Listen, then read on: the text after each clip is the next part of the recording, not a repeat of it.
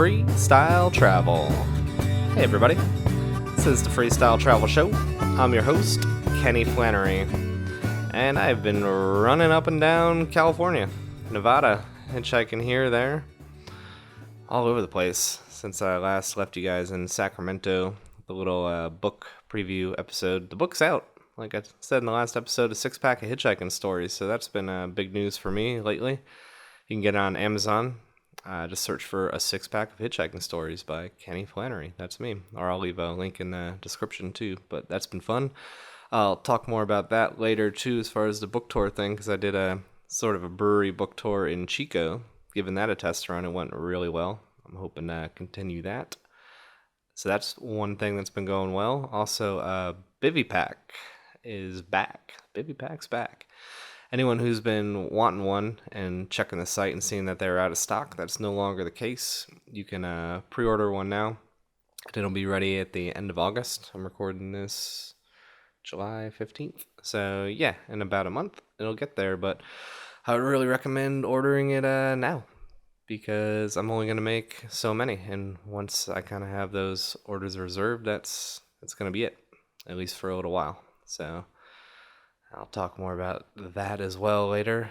My trip to Mississippi being slightly delayed, but I'm here in San Diego right now. I've been here, it feels like I've been here a week, but maybe it's been less than that, more than that. Days are getting away from me. I'm at my friend Sean's house right now. It's been quite the little trek getting down here. Bunch of, good hitchhiking stories I'm going to catch y'all up on. And, yeah. San Diego's pretty cool. I'm broke as a joke at the moment. Just burned up my money on some book-related stuff and just living and all of that. So, yeah, as always, too, you can support this show and my blogs and everything else through PayPal is the best way. I don't do any true sponsored advertising. So, yeah, if you feel like hit me up on PayPal. You can go to, or you can send it to uberhobolifestyle@gmail.com through PayPal.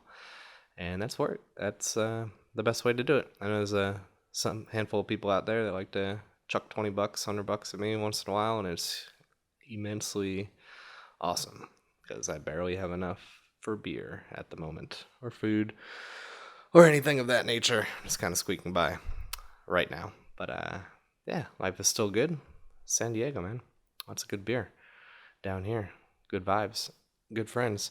I'll play a song for you and point you to a YouTube video at some point in the podcast. I recorded with Sean. We did a little on the road again. Just a little couple minutes screwing around.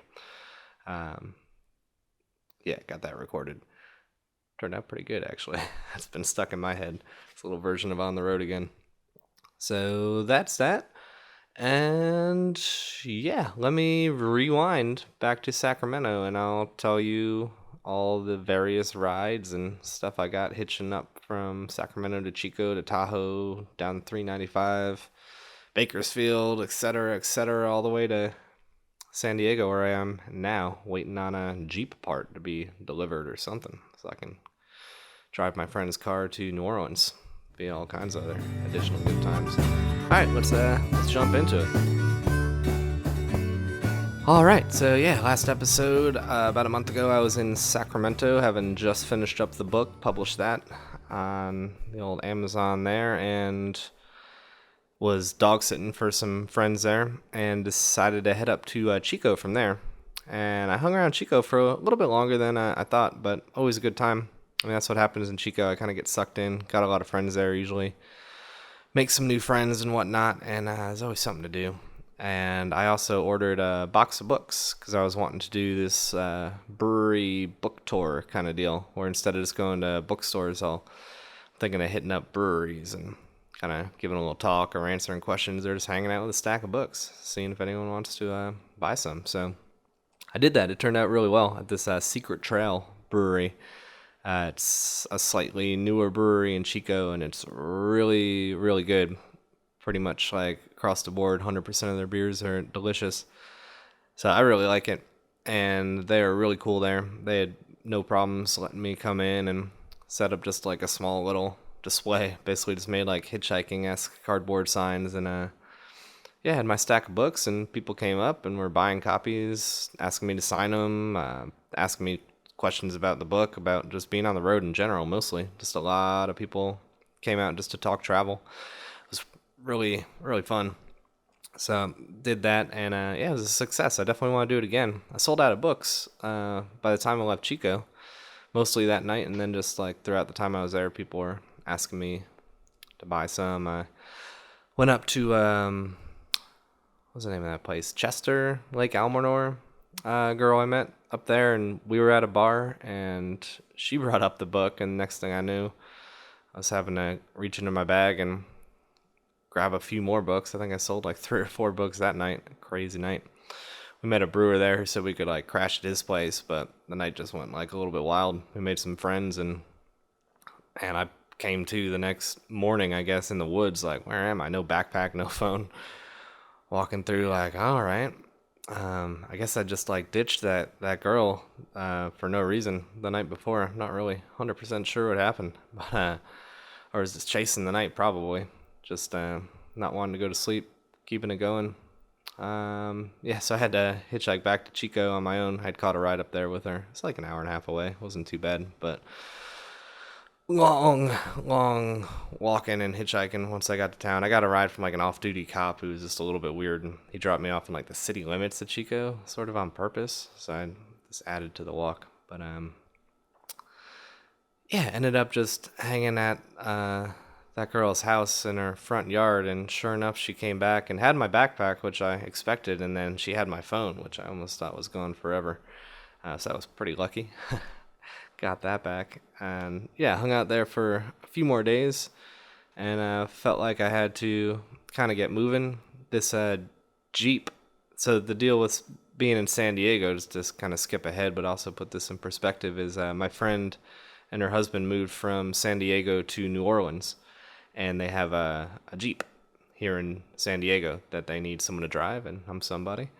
Just gonna pay for the gas and whatnot, and I'm gonna drive it on over. So I was wanting to get down here to get that done. Turns out didn't really need to rush because now things are delayed, but I'll get to that.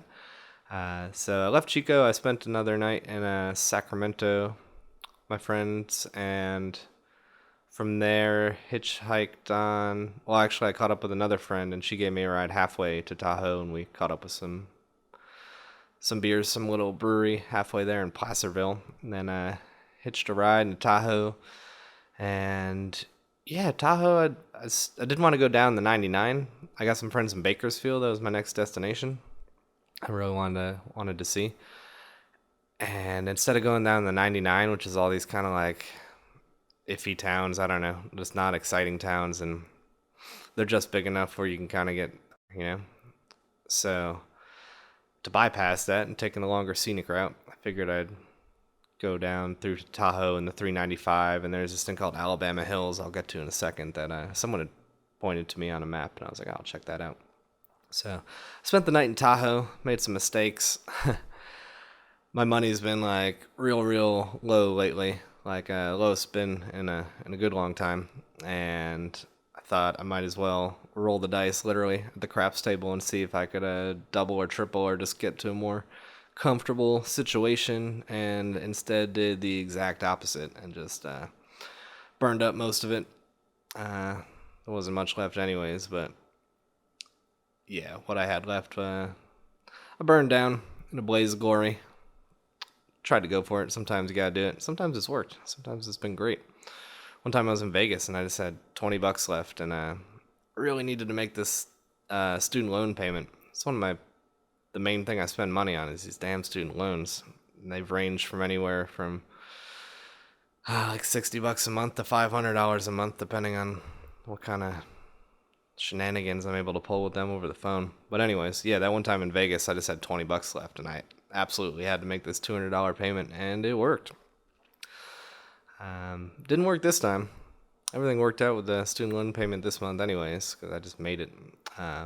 But yeah, that was the story of my one night in Tahoe. And I might have stayed there a little bit longer had things gone well, but it's like, can't really hang around. So I just camped outside of the casino area, found some place in the woods to bivvy out. started hitchhiking in the morning. I got 2 and then started heading down 395, a whole bunch of rides, all kinds of different people. Mostly short little rides. And damn, did my luck turn around. This dude dropped me off in Bishop. Yeah, he dropped me off in Bishop, and we'd been talking for a while. It was probably like a 30, 40-minute ride. Some other girl picked me up before that. She was going camping. Some fun rides that day, actually. But this guy dropped me off, and we were just having a good conversation, and then I was getting out of his pickup truck and where he's dropping me off, and he's just like, I hope this doesn't offend you or anything, but I want to give you this. And he just like handed me some bills, and I was like, oh, shit. And then I thanked him and told him he didn't have to do that, but he's like, when people do that, they want to do it. So he drove away. Turned out to be $100. So all of a sudden, I was wondering how I was going to get by on $10, and $100 is much more of a cushion. So I had that, and decided. I just got a text. The part is in transit. That's good news. I'll get to that too. What was I saying here? So to celebrate my new fortune of $100, I went to the brewery just to pop in. I love going into breweries, especially the smaller the town, the better. I mean, obviously, I love going to breweries. I wrote a damn book about beer. But smaller towns especially, just because you get to really get a kind of a feel for the town. It's amazing how much you can learn and absorb in just like a 45-minute little session, even. So I did that. I met the head brewer and whatnot, and just had the one beer, nursed it, because I wasn't gonna spoil this newfound wealth of mine, and I ended up doing that later. Tell you that too. Hop back on the road. Decided to keep on going. Maybe camp somewhere. Got a ride from some girl to the next town, and then this guy picked me up, and he was going to Alabama Hills to go camping, and he was just kind of on a little trip himself, just car camping. He also had friends in the relative area. I was like, this is perfect. This is the main reason I came down this road, was this Alabama Hills, and him having a car and already wanting to go camping there, and it was coming on sunset. Like, the timing and everything about it was perfect. He was super interesting guy too. We had a lot in common. He does a lot of digital painting, which is cool. That was part of the reason he was out there. Just like has a tablet, exactly the same as mine, actually, I guess. And just a lot of painting. It's pretty cool. So we found a good spot. Alabama Hills is like all these different red rockish formations. Mount Whitney you can see from there. It's a really cool little area, and we were there. This was the day before the 4th of July, and for being the day before the 4th of July with all the traffic and all the crazy stuff I saw on the road, it wasn't that nuts there. Like, it seems like a really cool spot. I would love to go there on like a random non-summer weekday or something. I bet there'd be no one there, but I don't even think it matters. You can probably just go there whenever. Hope I'm not ruining the secret here. I don't think I am. It's an awesome spot. So just had a couple beers and talked for a good long time, and he slept in his car. He had it all set up, and then it was a pretty windy night, actually. I was bivvied out next to the car, and in the morning we kind of drove up a little into the mountain, and then he dropped me off on the road and hitched on down to Bakersfield. Not the first ride I got, but one of the rides, the ride I ended up getting into Bakersfield was this guy who just started getting a bunch of texts and phone calls, and he was from that Ridgecrest area, and a big earthquake hit.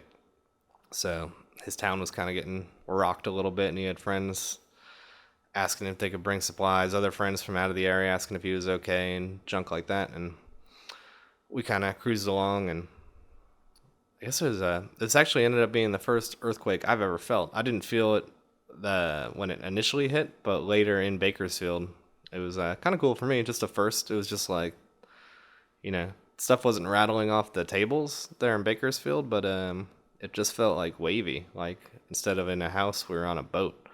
That's the first time I felt that. It was kind of cool. I mean, I hope everyone's okay there in Ridgecrest, but I think mostly it's okay. Still tornado. That's the next one I need to get to. Bakersfield, awesome. I've got a good friend there. I originally met her on couch surfing way, way, way in the beginning of my travels. Actually, the first big hitchhiking trip I did was I'd couch surfed with her and hitched from Bakersfield to Oklahoma City to see a girl over there. That was my first like multi-day big trip. Was right after meeting this girl in Bakersfield. So her place, I stayed there for several days, and friends with her dad too. Stayed at her dad's for a night, and then went to the hangar. Checked out pretty sweet plane there too. It's like a 12-seater plane. Working on there. Pretty cool. It's like one of the old school like 70s kind of decorations. And there's ashtrays in there, card holders, like a pretty sweet little private jet.